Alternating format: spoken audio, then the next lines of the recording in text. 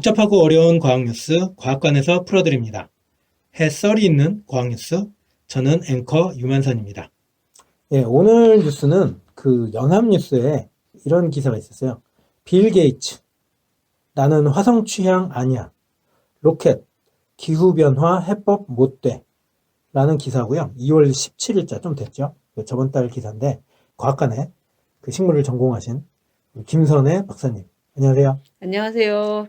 예, 그래서 요 기사 짤막하게 소개를 드리면 그 빌 게이츠가 인터뷰를 통해서 얘기를 했나 봐요. 그 일론 머스크에 대해서 살짝 비판적인 이야기를 했대요. 첫 번째 원래 이게 누군가를 비판할 때는 긍정적인 걸 먼저 살짝 깔잖아요. 그래서 뭐라고 얘기했냐면 일론 머스크가 그 테슬라를 통해서 전기 자동차 그 탄소 발생률을 크게 낮추는데 예. 제일 앞장서고 있죠. 그러니까 이거는 기후변화의 가장 큰 기여 중에 하나다. 라고 이제 인정을 했습니다. 어쨌든 그 다음에 한 얘기가 이거예요. 나는 화성 사람이 아니다. 이게 일론 머스크랑 무슨 관계냐 할 수도 있겠지만, 일론 머스크가 인간의 화성 이주에 대해서 엄청나게 좀 얘기를 많이 했잖아요. 그러다 보니까 빌 게이츠가 정확히 표현하면 난 화성 사람이 아니다라는 얘기는 결국 난 일론 머스크와 생각이 다르다라는 얘기고, 그렇죠. 그래서 로켓이 해법이라고 생각하지도 않는다. 라고 얘기했답니다. 그래서 화성 이주가 지구가 처한 그 기후 위기를 벗어나는 해법이라고 생각하지 않고 오히려 지금 지구에 쌓여있는 이런 기후변화와 관련된 산적한 문제들을 기술적으로 풀어가는 데 대해서 그렇죠. 그 우리가 힘을 모을 때 아니냐 이런 식의 얘기를 한 게 기사의 전문이에요. 그래서 오늘 그래서 김선혜 박사님한테 여쭙고 싶었던 거는 뭔가 저희가 이렇게 약간 디베이팅을 하더라도 주제가 딱 있어야 될 거 아니에요. 그래서 제가 그 질문 드리고 싶은 건 이거예요. 인류의 어떤 지속 가능한 번영을 위해서 화성 탐사에 투자하는 것은 가치 있는 것일까? 가치가 없는 것일까? 라는 거에 대해서 김선혜 박사님, 식물학자로서의 김선혜 박사님 이야기를 듣고 싶습니다. 일단 빌 게이츠는 지금 네. 기후재앙 관련된 기후재앙을 피하는 법이라는 책을 썼죠. 예, 그렇더라고요. 굉장히 관심이 많이 네. 갖고 하고 저는 저도 화성 취향이 아니라서 네. 화성 이주에 대해서는 스티브 호킹이 처음 얘기를 했었죠. 소행성 충돌이라든지 그다음에 기후재앙이라든지 언젠가 지구가 멸망하기 때문에 종족 보존을 위해서 화성으로 이주해야 된다. 그리고 지금 그 실천을 일론 머스크가 하고 있는데 화성으로 이주하겠다라고 계속 얘기하고 사람들한테도 그렇게 말을 하고 있지만 사실 아직 멀었다고 생각을 하고 관련해서 유럽에서 한번 사기극이 있었죠. 돈을 모아놓고 그냥 끝내버린. 있었죠. 계속 막 유명인사들 한 100만 정도 모았다가 일론 머스크도 100만을 화성으로 이주하겠다고 하는데 과연 지구에서 화성으로 이주하는 사람들이 100만이라면 지금 80억 인구 중에 0.001%도 안 되는 사람을 화성으로 이주를 하겠다는 거고 그 비용이 굉장히 천문학적 비용을 받아서 하겠다. 이런 얘기를 일론 머스크가 했더라고요. 과연 그 0.001%만이 그 지구를 탈취해서 화성으로 간다는 것도 저는 그 많은 나머지 99.99%의 사람들과 동식물과 이 지구를 뒤로 하고 간다는 거에 대해서는 그러니까 저는 일단 문제라고 생각하고 그 부분에 대해서 저는 또 그런 생각이 들었어요. 아까 스티븐 호킹이 얘기했다는 그러니까 지구가 언젠가는 그렇죠. 인간이 아무리 잘 보살피고 살더라도 언젠가는 지구가 멸망하거나 아니면 지구는 멀쩡히 그냥 이 돌덩어리니까 그대로 있더라고 하더라도 그 대멸종의 시간이 언젠가 올 거 아니에요. 그러니까 인간이 어쨌든 대멸종의 시기에 최상위 포식자는 언제든지 항상 없어졌던 사례를 봤을 때 인간도 멸종할 가능성이 되게 큰, 되게 취약한 구조에 있다고 생각을 하고 근데 그렇게 봤을 때 지속 가능하게 인간이란 종이 살아남기 위해서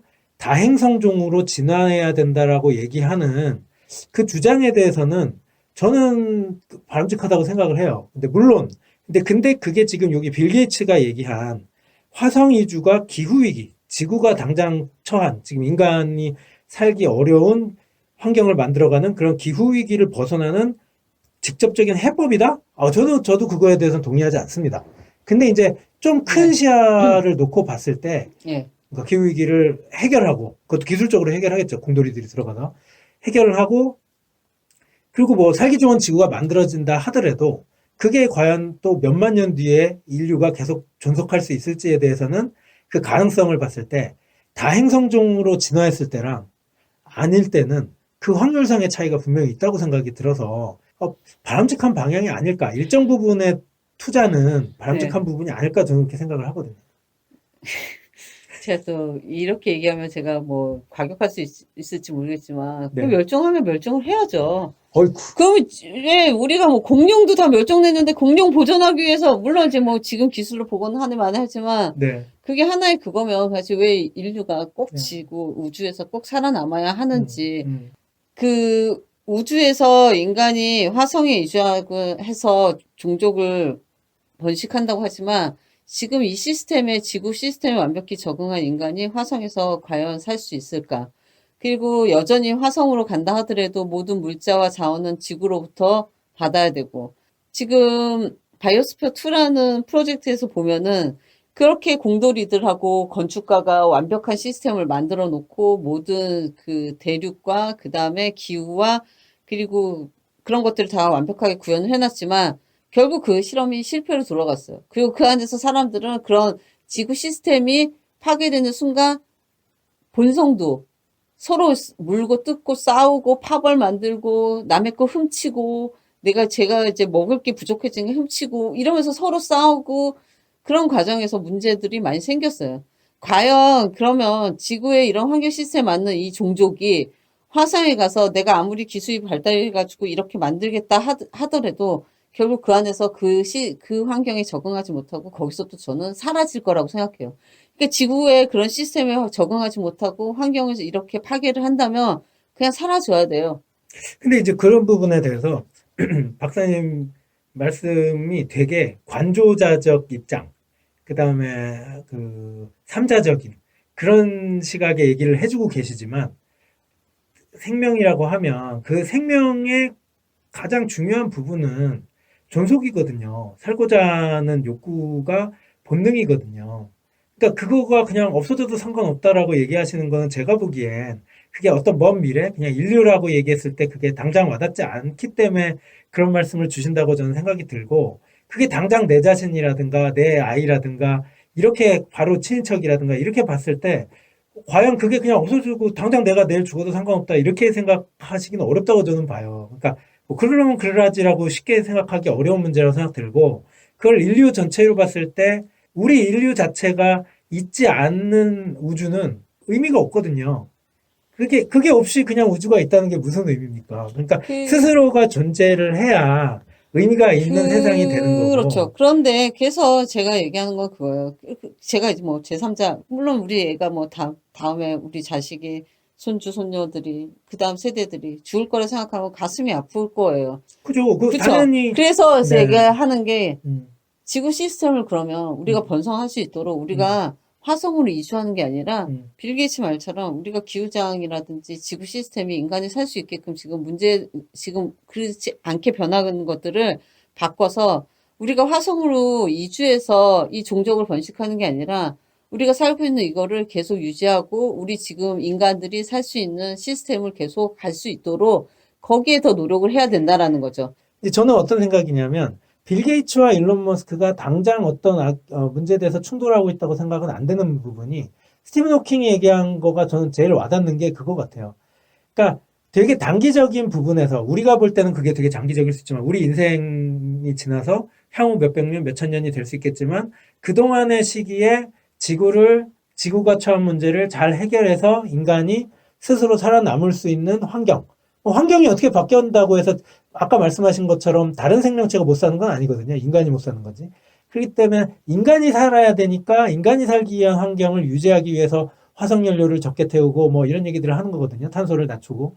근데 그거를 빌 게이츠 말대로 거기에도 되게 기술적으로 투자를 많이 하고, 그리고 인간이 거기에 대해서 자기 생활 습성을 바꾼다거나 그런 시도들이 있어야 된다고 생각하는데, 보다 먼 미래를 생각했을 때 인간이 다른 행성으로 이주해서 그쪽에서도 꽃을 피워야 한다고 주장하는 게 빌 게이츠가 주장하는 그 논리와 상충된다고 생각하진 않거든요. 단지 투자하는 자원을 얼마나 많은 부분을 화성에다가 갖다 붓고 지구에다가 신경을 덜 쓸 건지, 아니면 지구에다가 이만큼 쓰고 화성에다가 조금 적게 쓸 건지, 뭐 이런 것들에 대한 자원 배분에 대해서 어떤 인간들이 그 사회 구성원이나 그 세계에 살고 있는 사람들 간의 어떤 컨센서스가 있었으면 좋겠다는 거지. 그게 테이블 위에 올라와서 사람들이 논의를 했으면 좋겠다는 거지. 만약에 화성으로 이주하는 건 정말 공상과학 같은 얘기들이고, 그거는 그 문은 닫아야 된다. 그냥 지구만 잘 지키고 살자라고 얘기하는 것보다, 그건 아니죠. 저는 일론 머스크처럼 한편으로는 우주에 조금 더 관심을 또 보이고, 또 인간이 조금이라도 환경 변화시켜서 해볼 수 있는 여지가 있다면, 뭐 아까 실패했다고 말씀을 주셨지만, 또 하나의 뭐 어떤 시스템을 만들어가지고 그 안에서 살 수 있는 점인지 계속 실패하더라도 시도해 보는 게, 저는 아까 말씀드렸던 생명체로서 인간이 없는 세상을 상상할 수 없기 때문에, 스스로는. 때문에 그거는 좀 그 노력은 계속해야 되지 않을까, 좀 그런 생각을 해봅니다. 네. 그럼 어쨌든 오늘 결과적으로 제가 초반에 드렸던 질문, 인류의 장기적 관점에서의 지속 가능한 인종의 존속을 위한 그런 화성 탐사의 종족 보존을 위한 화성 탐사의 투자는 의미가 있다고 보십니까? 아니면 의미가 없다고 보십니까? 딱 단정지어서 얘기할 수는 없지만 일부 의미는 있지만 부분적인 의미는 있다. 네, 그 금액의 일부라도 저는 기후재앙이라든지 지구를 살리는데 더 투자를 좀 더 했으면 좋겠다. 오늘 이게 좀 되게 박사님한테 멱살 잡힐 줄 알았는데 되게 훈훈하게 좀 멱살 잡을 거 훈훈하게 끝난 것 같아서 되게 기분이 좋고요. 어쨌든 오늘 나와주셔서 감사하고요. 네, 감사합니다. 또 불러주세요. 네, 오늘 또 들어주셔서 감사합니다. 예, 감사합니다. 감사합니다. 저희는 다음 뉴스에서 또 다른 썰로 돌아오겠습니다. 이거 시험산 반응이다. HCl이다. CaCO3다. 2HCaCO3는 CaCl2 CO2H2다. 나는 테리야. 그래서 반응하면 산화탄소를 내면 녹는